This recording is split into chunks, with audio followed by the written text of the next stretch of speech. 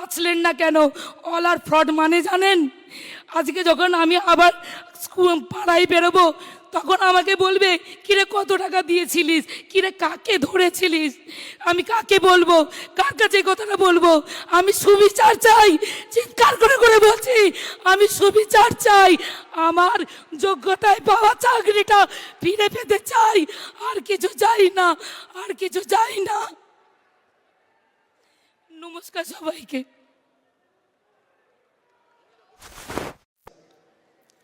আমরা যখন আমাদের যোগ্যতার পরীক্ষা দিয়ে আমরা যখন গভর্নমেন্টের কাছ থেকে আমাদের অ্যাপয়েন্টমেন্ট লেটারটা পেয়েছিলাম, আমাদের অ্যাপয়েন্টমেন্ট লেটারে লেখা ছিল বেই ব্যক্তি যদি নিজে কোনো অপরাধ করে তবেই তার চাকরি যাবে। কিন্তু আমরা কোনো অপরাধের সঙ্গে যুক্ত ছিলাম না, আমরা কোনো অবৈধভাবে নিযুক্তির সঙ্গে যুক্ত ছিলাম না, কিন্তু দুর্ভাগ্যজনকভাবে আমাদেরই চাকরি গিয়েছে। আজকে আমি বুড়ো বাবা মার দিকে তাকিয়ে থাকি, আমি তার একটি মাত্র মেয়ে, তার সমস্ত ওষুধের খরচা, তাকে দেখার খরচা সমস্ত আমার, অথচ আজকে আমার চাকরিটা নেই। হয়তো আমার মা আমার থেকে আর টাকা চাইবে না, হয়তো আমার বাবা আর বলবে না ওষুধ কিনে দেবার কথা। আমার মেয়েটা যে স্কুলে পড়ছে আমি জানি না ভবিষ্যতে তাকে আর ওই স্কুলে পড়াতে পারবো কি না। আমার মতো এখানে হাজার হাজার আমার সহযোদ্ধারা এখানে উপস্থিত হয়েছে, তারা সামনের মাসে কি খাবে সেটা জানে না। যাদের হয়তো একটা বাড়ি তৈরি হয়নি, আদৌ মাথার ছাদ হবে কিনা জানি না। কেন হলো এরকম? আমরা তো জাজমেন্টই চেয়েছিলাম, আমরা তো সুবিচার চেয়েছিলাম, আমরা সুবিচারের জন্য সুপ্রিম কোর্টে গিয়েছিলাম, যা যা তথ্য দেওয়া দিয়েছিলাম, তারপরেও আমাদের এই অবস্থা। আমাদের স্কুলগুলো কি অপরাধ করেছে? আমাদের স্কুলের বাচ্চাগুলো, আমি আমার সাবজেক্টের একজন মাত্র টিচার, এইরকম সিঙ্গেল সাবজেক্টের টিচার এখানে অনেক আছে। আজকে সেই স্টুডেন্টগুলোর কি হবে? শাস্তিটা কাকে দিল? কাকে দেওয়ার কথা? আর কতজন মানুষ পেল? আমরা যারা 20,000 যারা যোগ্য, কিছু অযোগ্যের জন্য তাদের সবাইকে ফেলে দিল। 20,000, শুধু আমরা 20,000 নয়, প্রত্যেক একজনের পিছনে আরও 5 জন, আর তার পিছনে আমাদের স্কুলের বাচ্চারা। আজকে হাহাকার করছে সবাই যে আমরা পরের মাসে খাবো কি, আমাদের বেতনটা আসবে তো, আমাদের সমাজে সবাই বলবে না তো যে দেখো কত টাকা দিয়ে চাকরিটা পেয়েছিলিস?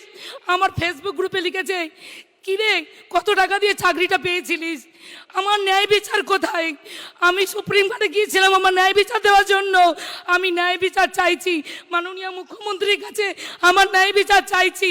আপনি যেভাবেই হোক, যে করেই হোক আমাদের ন্যায় বিচার পাইয়ে দিন, আমরা নইলে মারা পড়ব। আমাদের এই একটি, আমরা হয়তো অনেক চাকরি পেয়েছিলাম কিন্তু যাইনি, আমি নিজে অনেকগুলো চাকরি পেয়েছিলাম কিন্তু আমি এটাকে ভালোবাসি। আমি আইটি থেকে ছেড়ে এসেছি কারণ আমি একজন শিক্ষক হতে চেয়েছিলাম। এরকম অনেকে আছে যারা অন্যান্য জব ছেড়ে এসেছে, কি না তারা শিক্ষকতাটাকে বেছে নিয়েছে। আমাদের কি দোষ একটাই যে আমরা 2016 SLST পরীক্ষার্থী? কি করে সবাইকে বলে অল আর ফ্রড? আপনারা বাঁচলেন না কেন? অল আর ফ্রড মানে জানেন? আজকে যখন আমি আবার পাড়ায় বেরোবো তখন আমাকে বলবে, কিরে কত টাকা দিয়েছিলিস, কিরে কাকে ধরেছিলিস? আমি কাকে বলবো, কার কাছে কথাটা বলবো? আমি সুবিচার চাই, চিৎকার করে করে বলছি, আমি সুবিচার চাই। আমার যোগ্যতায় পাওয়া চাকরিটা ফিরে পেতে চাই, আর কিছু চাই না, আর কিছু চাই না।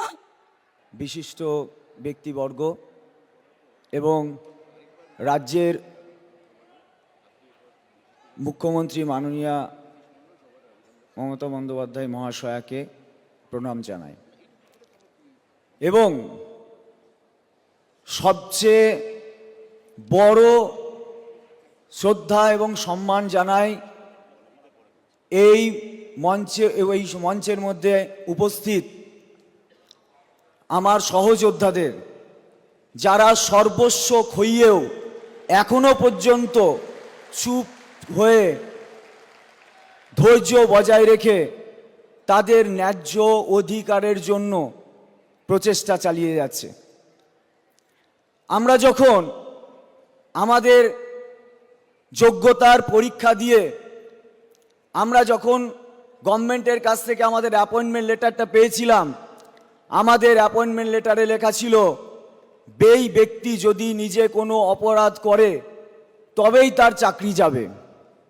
কিন্তু আমরা কোনো অপরাধের সঙ্গে যুক্ত ছিলাম না, আমরা কোনো অবৈধভাবে নিযুক্তির সঙ্গে যুক্ত ছিলাম না, কিন্তু দুর্ভাগ্যজনকভাবে আমাদেরই চাকরি গিয়েছে, আমাদেরই অধিকার হরণ হয়েছে, আমাদেরই জীবন জীবিকা বিপন্ন হয়েছে। আজ আমরা দেখেছি যে সুপ্রিম কোর্টেও আমাদের ন্যায় বিচার পেলাম না। আমরা আজ এখানে এসেছি মাননীয় মুখ্যমন্ত্রীর সামনে সেই একই ন্যায় বিচারের দাবি করতে। কারণ ওই যে বললাম আমাদের অ্যাপয়েন্টমেন্ট লেটারের বয়ানটা, যখন আমরা অপরাধী নয় এবং এই অপরাধের দায় আমাদের নয়, তাই আমরা যে চাকরিতে যেভাবে আছি আমাদের সেই চাকরিতে সেইভাবেই বহাল রাখার জন্য আমি আবেদন করছি। এবং 7 বছর আগে আমরা পরীক্ষা দিয়ে আমাদের যোগ্যতার প্রমাণ দিয়েছি। আজ এইখানে উপস্থিত যত সরকারি কর্মচারী আছেন, ইনক্লুডিং সুপ্রিম কোর্টের যে জাজ মহাশয় আমাদের জাজমেন্ট কপিটা লিখেছেন, তাকেও যদি আজকে আবার পরীক্ষা দিতে বলা হয়, আমার মনে হয় না তিনি সাকসেস হতে পারবেন। তাই আমরা কোনো দ্বিতীয় পরীক্ষায় দিতে চাই না, অন্তত এই চাকরির প্রশ্নে। আমাদের এই চাকরিতে স্বমহিমায় বহাল রাখার জন্যই আমরা আবেদন করছি এই সভাকক্ষে। এবং আমরা জানি যে একটা কোর্টের ধাক্কা আমরা খেয়েছি, এবং কোথায়? চিফ জাস্টিস অফ ইন্ডিয়ার বেঞ্চে।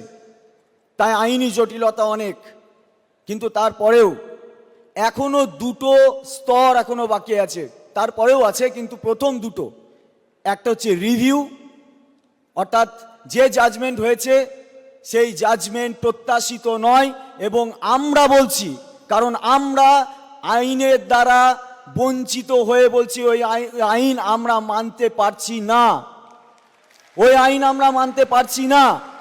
তারপরেও ওই আইনকে পুনর্বিবেচনার জন্য আমরা তো সুপ্রিম কোর্টে যাবই, যেমনভাবে গিয়েছিলাম। আমরা আমাদের রাজ্য সরকারকেও এবং আমাদের নিয়োগ অথরিটিকেও রিভিউ পিটিশনের জন্য যাওয়ার জন্য অনুরোধ করব। শুধু যাওয়া নয়, গেলেই হবে না, সেই দুটো পিটিশন থেকে আমাদের ফিরিয়ে নিয়ে আসার জন্য উপযুক্ত এবং যথোপযুক্ত ব্যবস্থা করতে হবে।